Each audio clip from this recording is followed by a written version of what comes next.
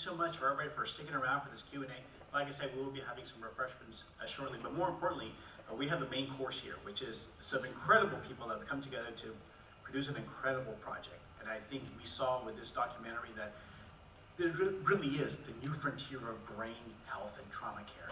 And I think we've seen some incredible success stories, and I really want them in their own words to let us know how they came together and how we did this, and what does the future hold for us. So I guess first, if I can ask y'all, so we know a little bit about this incredible story, but can you tell us, how did y'all find each other? And more importantly, how did this story come to be? Thank you, Alex. I would say that I was contacted by someone who was working on the book by Andrew Marr and Adam Marr, Tales from the Blast Factory. And she was up in Maine, and she heard about my work and knew I was a documentary filmmaker and made only movies that were socially responsible and would impact society in a positive way. And she said, this is the best book and you have to make the movie of this story. So she sent me the galleys, and I read Andrew's story, and I was very taken with this Green Beret, Andrew Marr, but I was also more taken with the doctor who was in my backyard in Encino, Dr. Mark Gordon, and I said, if he has this idea and this method, why do not more people know about this? I must get the word out. And then I told her she could have Andrew contact me, and he did, and he came from Texas to see me and see my work, and he said, you have the rights to the book, and I told him I will do it under one condition. It would have to be a third military, a third civilian, and a third athletes, because I felt that this silent illness affected so many millions of people around the world that we had to encompass everyone. And that's how it started. Well, Jerri, thanks so much. And I guess I just realized she's the one person we didn't see in this documentary, and this is Jerri Sher. She's an Emmy Award-winning director, and I think we want to thank her so much for having the courage to bring this forth. Sitting next to her is her husband, Alan. And Alan Sher, we saw, was a survivor of a major surgery and how it affected him. And of course, next to him is our giant in the room, Andrew Marr, a retired Green Beret, and one of my good friends that I've got to meet over the years. And next to him, 9/11 First Responder. You know, it's 20 years ago this past couple of months, and we are still thanking them. We will never stop thanking them. So I want to thank right now Sebastian Sebi Raspanti, who was there and take care of a lot of great work. And lastly, we have Dr. Mark Gordon of the Millennium TBI Veterans Project. And you've seen his amazing work, and I know we're going to get to him as well. But Mark, why don't you tell us what it was like when you talked to Jerri about this? Well, I think it was before Jerri, in the meeting with Andrew, where I had multiple head traumas myself, which led me through a depressive pathway and on antidepressants, and my escape was with reading. And in reading, I came across some articles that encouraged me to look elsewhere, and that was in hormone assessment, and I went and had my hormones done, and I was deficient in 3. But jumping ahead, I was working with NFL retirees, and I really didn't like that atmosphere, and I thought that if I was going to apply the science to any group of people, the ones who deserved it the most or earned it, not deserved, earned it the most, was the military. And I jumped into the Green Berets at Fort Bragg, and I was looking for a 501(c) charitable organization, and at the same time Andrew was looking for some crazy doc who had offered something outside the box, and that's how we met. And it was through when in his recovery, he and Adam had written this book that got picked up, as you just heard, by Jerri Sher, and then the rest is history. Well, I know you had a chance to also talk to Alan. Alan, what was it like when this process started? I don't know how often you work with projects with Jerri. What was it like? I'm the hey you. Well, I should tell you that my surgery for bypass surgery and a heart attack was in 1997. And I was not part of the movie in the beginning. This isn't why she started to do this movie. But she and Dr. Gordon were in Atlanta for another conference or a screening. And they were sitting by the fireside, and he said he thought he could help me. And after 20-something years of not being helped, and going through many of the similar problems that you have with depressants, antidepressants, something to sleep, something to keep you awake. I really was willing to try almost anything.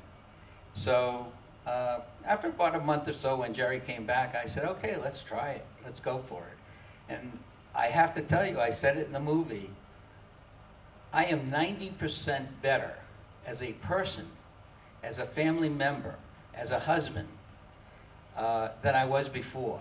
Now, did my memory come back? No.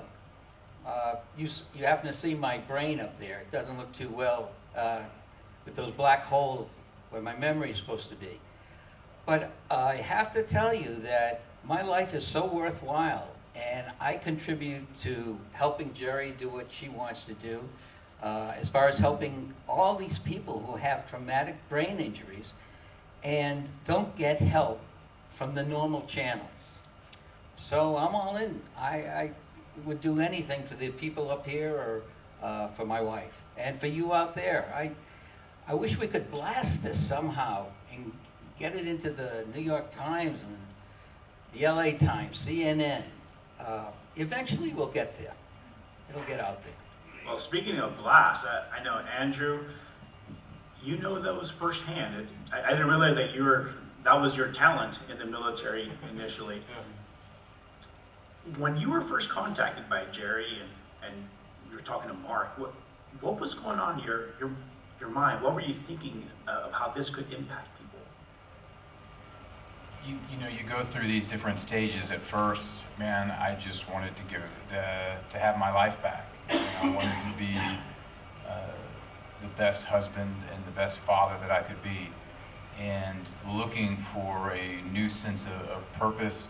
You know, I found it in that, and then I saw a community just struggling and in dire need, and it became apparent that that's where I needed to dedicate myself. And that was kind of the pathway that led to where we're at now. And so it's just been this natural evolution. You take care of yourself, you take care of your immediate friends in that concentric circle, and then you start to think bigger, and how can we do more, and how can we do more? And then we met with Mark, and how can we scale this to help more people in the military? And then all of a sudden, Adam's like, let's write a book, and we're gonna self-publish, and then we get a book deal. And then before the book's even published, it makes its way to LA, and they want to make a film. Jerri wants to make a film about it. And it just became clear to me that it wasn't really anything that I was doing. It was something that needed to be done, and there was a force working through me to illuminate this message of hope, of answers, hope, and healing. And that's where these synchronicities happen, coming into Mark, meeting Jerri, and moving these things out. So it wasn't like we had this master plan like we were going to impact all the people that we've been able to impact, but that's just the way it's developed and evolved over time into something truly special. Into our partnership, Alex, of what we've done here with House Bill 1802. And I mean, we can't really even quantify right now the impacts that that's going to have. And, you know, we're just getting started. So, you know, I'm taken back by where we are today from where we were 6 years ago. And, you know, only my brother and I know personally where that is, but so many of us are traveling similar paths. And that's the cool thing about the film. Whether you're an NFL star, a special forces operator, a gymnast, an accountant, here's what the bottom looks like, irrespective of your profession. And that's the human story. And what's amazing about it now is, for the first time ever on the big screen, yeah, okay, we can identify a problem, but here are scientifically valid solutions that are producing incredible results. And that's why we're pushing the information so hard, because you can only touch so many, but it's like there's an alternative. There's an alternative to what we told was just one way, and now this whole body of work exists where people have access to this information and lives are being changed. So I'm kind of rambling, Alex, but that's my long answer about it. I think what you've shown us is that there are so many different ways that people reach that same point where they are in need of care, where they have experienced a trauma, whether it happened with a concussive blast because of an explosion, an accident on the athletic field, or in the case of Sebi, the toxic environment that he was working in, especially as a first responder when you were there. You know, Sebi, what was that like for you when you found somebody that gave you hope? It was life-changing, obviously, as the movie shows. I was talking to two wonderful ladies in between before, and I was letting them know that even just being on the dais with everybody, I would not be able to have this conversation. I was searching for words. I had a lot of brain damage, and we've taken a lot of time to reverse that, and then have a mind-body connection again and a spiritual connection, and be able to, really be myself and be the best dad, like Andrew says, that I could be the best person that I could be. And it's a journey, and I'm blessed. So, as Andrew mentioned in the movie, there's a sense of obligation, in the military, in the fire department, as a physician, as a human being, right, to say and express the story to help others. There's nothing special about me. Everyone has experienced, a lot of people have experienced a traumatic brain injury. I think the figure was 80 million that they put up in the film. But I know a lot of folks that are really, really damaged, and we have intrinsic value. We really have to recognize that, and we're all part of a mosaic, and we need to help ourselves to help others, and that's how I looked at it, really. Well, I think y'all done a fantastic job of showing what's possible, especially from the different walks of life. But even though hearing the success stories, that doesn't always translate to finding a medium where you can put this message out there. Jerry, can you tell us, from your point of view, what was the biggest challenge you had with bringing the story? How did you make this movie? Well, it's interesting, Alex. A very big challenge was that I wanted to have so many characters. There's 10 major characters in this movie, and that's sort of unheard of in a documentary. In fact, many editors wouldn't touch it. They said, well, you can't do it. It just can't be. It just can't be. And of course, that wasn't the case at all. And the brilliant editor, Elisa Bonara from Milano, who works mostly for Sidney Pollack, she agreed that yes, we could tell this story, and she knew that I needed to tell it that way because so many people are affected, regardless of the geographics of where they are, or regardless of their profession, their age, their socioeconomic. Every one of these 10 characters had the exact same symptoms, and every one of them was suicidal. And that's what I found so amazing to me. And I felt like it was important to touch on the whole population. So that was my goal, and the hardest challenge too was getting an NFL player, because the NFL did not want to speak out. I interviewed so many football players, and they said, well, we'll talk to you if we have like 20 of us in a circle and we're all together, because strength in numbers, and they're team players, but I couldn't do it that way. I wanted to have an interview with each one individually. So luckily for me, Anthony Davis and Mark Rippon came forward, and they were fantastic. And they know that I would tell the story truthfully and honestly, and that I did not have an agenda. I let the story speak for itself, and I let the magic tell us what was going to happen as the story unfolded. And that's the true essence of a documentary, when you don't go in with a preconceived notion and you let things unfold, just like Alan's story unfolded that we never dreamed would happen.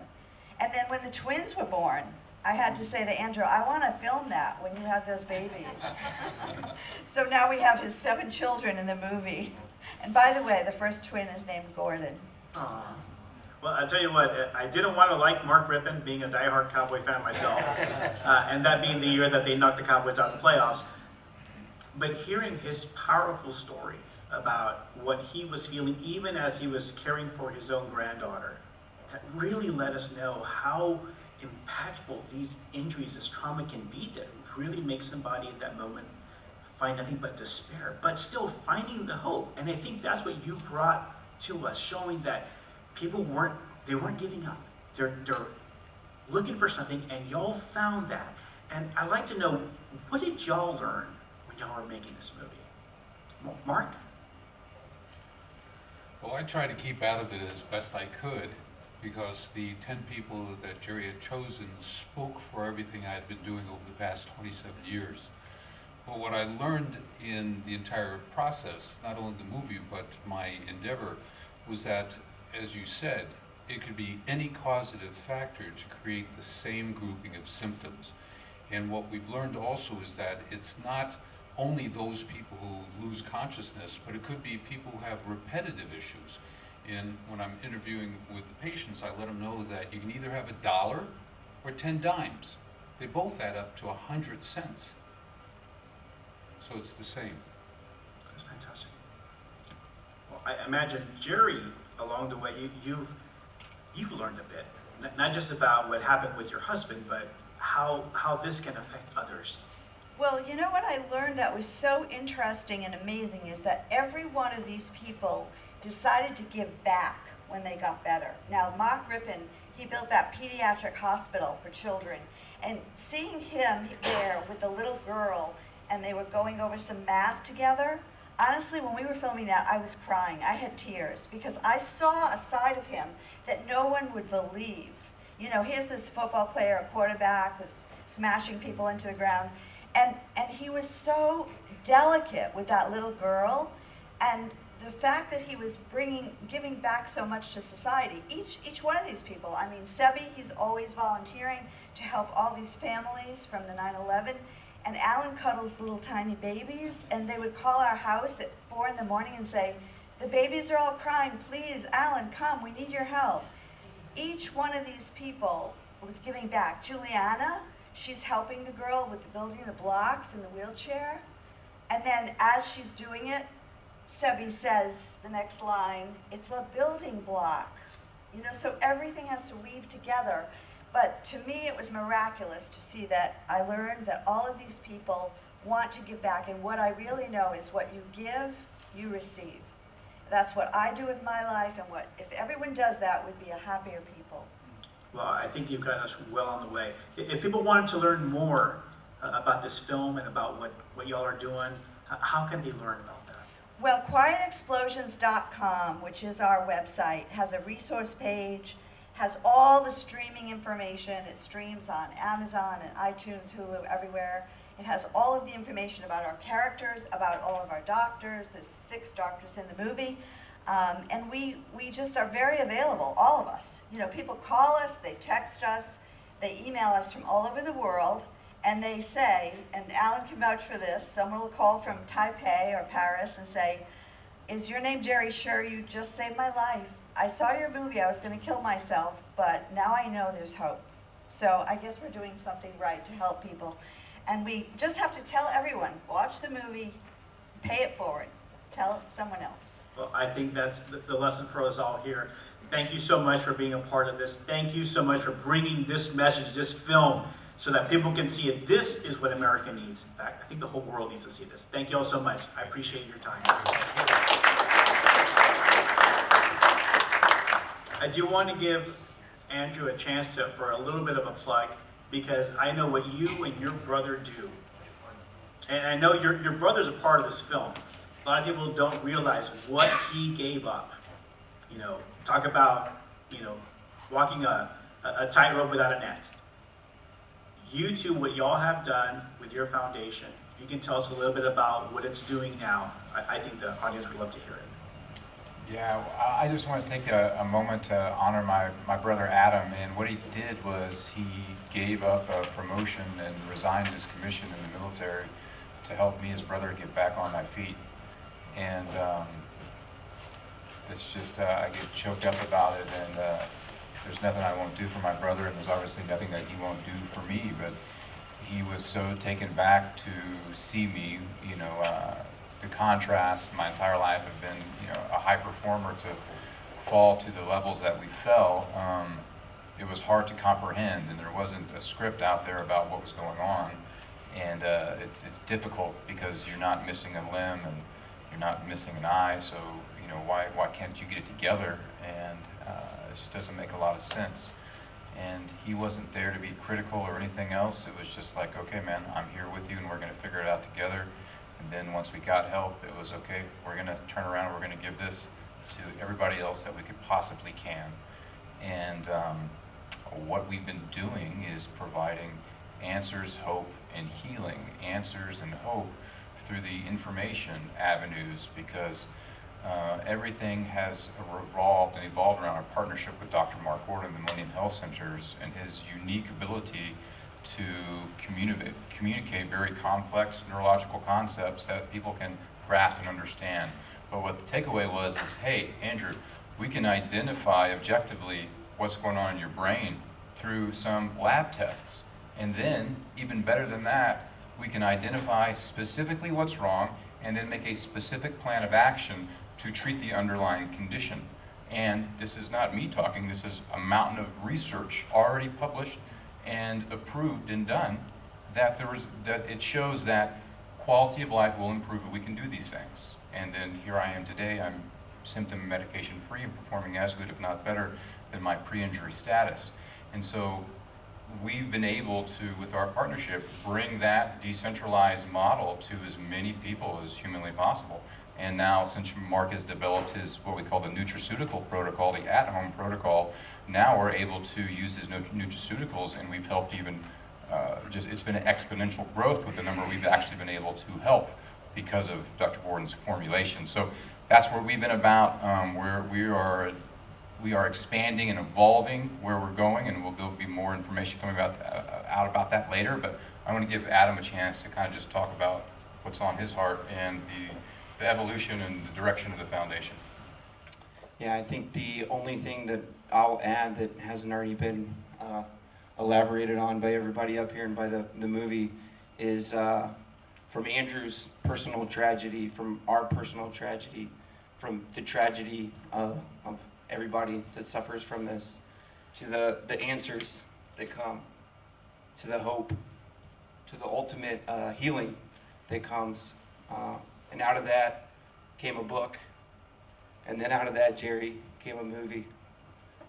And out of that movie, Alex, came a bill. And we're just getting started. Yeah. We've got a lot of work to do. And the mission continues. And so just incredibly grateful and humbled to be here with these folks and share this room and this space. And infinitely excited for what we collectively can do together. Well, we know that with this type of treatment, that Mark has shown us the way through the individual efforts and the family support that helped y'all get there, and your willingness, your willingness to go and try something 20 years after the initial cause. Sebi, sticking by your family, making sure that you're there for them, willing to go on and live, maybe trying something that maybe you thought was a little goofy. We know we can get there. And if one of these survivors that's received this treatment can get forward and win Survivor, I watched that season, I had no idea. An amazing human who was able to negotiate with all types of people and didn't backstab that many of them.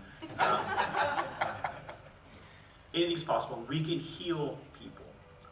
We can make that new future a possibility. So again, this is the new frontier of what we can do to treat trauma. So thank you so much for what you have done, the message you're putting out to the world.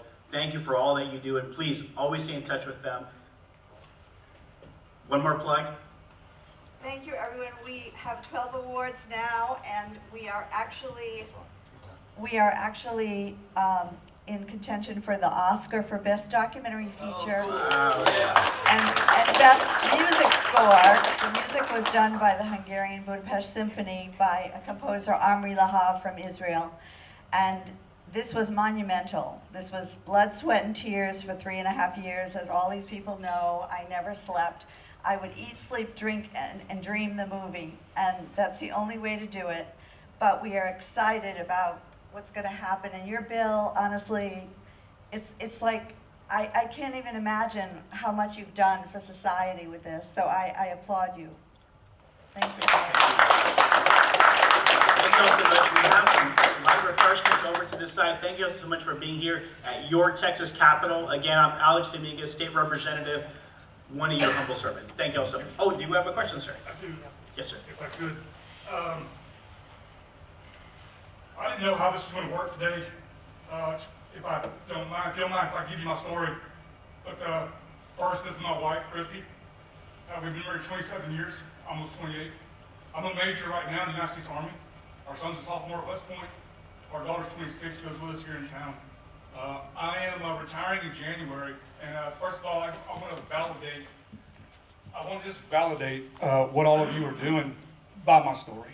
I was in Iraq 2020. I've been deployed 8 times. I'm conventional. Brother, I love you and I love what you do. I'm conventional infantry, infantry officer. enlisted, me and her, born and raised Northeast Texas, but this is the first time we've ever moved back to the station there at Fort Hood. We've been through the ringer, 8 deployments, and my shortest ones were 9 months, my longest one was 15. And every day I wake up, I got a TBI, I've got PTSD, I'm taking 8 pills a day. I take 2 every morning so I don't get a headache, amitriptyline, all the stuff that y'all just set up there. And I go to bed every night thinking I'm dragging her through hell. But then I wake up every morning and I know she's pushing me through it. And I give her hell every day, and I can't figure out why. And I go to the TBI clinic on Fort Hood. I get seen 3 times a week. They want to do rapid eye movements, you know, where I push a button every time they think of something. I've been through 4 therapists. Nobody can figure it out. But what y'all are doing in the voice, thank you. I validated. I need what you got, and there's a lot of us out there. The Army's doing great, what they can. They're being overwhelmed right now, but we need it. I've never heard of the stuff, Dr. Gordon, that I saw today. Just by chance, I'm volunteering as an intern for Dr. Brad Buckley, House District 54. And he's the vice chair of the Defense and Veteran Affairs. And I reached out after our son went to West Point. I said, hey, do you need help with the Defense and Veteran Affairs Committee? He said, get on to Austin right now. So I've been on board him about 8 months as I'm transitioning out. And of course, I get your emails and everybody's, and they said, hey, there's a movie on this. And I emailed it to Chris. He's like, hey, we're going no matter what. And I swear, thank you for what you're doing. And this is exactly what we're talking about. And I'm putting my wife through hell, my son through hell. You know, he's at West Point trying to do great, and I'm bothering him every day. My daughter can't figure it out. I can't figure it out. And yeah, I wanted to kill myself when I came home. That TBI, we got hit. I was in Baghdad when we killed Soleimani. I was in Baghdad when Iran fired back. And we got close to 107 millimeter rockets, and they rocked us. And I ain't been the same since. And I didn't want to do this, but I just got overflooded by emotion, and I love what you guys did, and thanks. And Brother, I appreciate your sacrifices, and sir, God bless you. Well, first, thank you for your service, sir. And second, thank you, ma'am, for sitting with us. I'll tell you, when we were presenting House Bill 1802, our final witness in that testimony was Andrew. And normally that's a very stoic committee that hears all kinds of legislation before them, and you know, they've kind of heard it all. They've heard it all. Then Andrew was asked, what type of medication had you been on? I think he listed 13 types of medication like that. The chair of the committee instantly shed a tear. What he's gone through, what our veterans have gone through, what our first responders, trauma victims, accident victims, people who have been sexually assaulted, they're going through. Medical science is trying to figure out those solutions. We know that since 9/11, since 2001, we've lost about 115,000 veterans, not on foreign shores, but here in this country, because they're trying to deal with what they experienced, whether they saw something or they felt it, or they were traumatized by an impact, a blast explosion. They're trying to figure out a solution. We don't know if there's just one silver bullet. There might be many. We know that with Mark's work, we have some hope, and that is sometimes all that we need to keep people going until we get to the place that we need to get. So thank you all so much. Thank you for what you do. Mark, thank you for what you do. Jerry, thank you so much for getting this out there so that more people can hear this message. If we can get one more person healthy, then it's all worth it. It's worth an Oscar in my book. Thank you.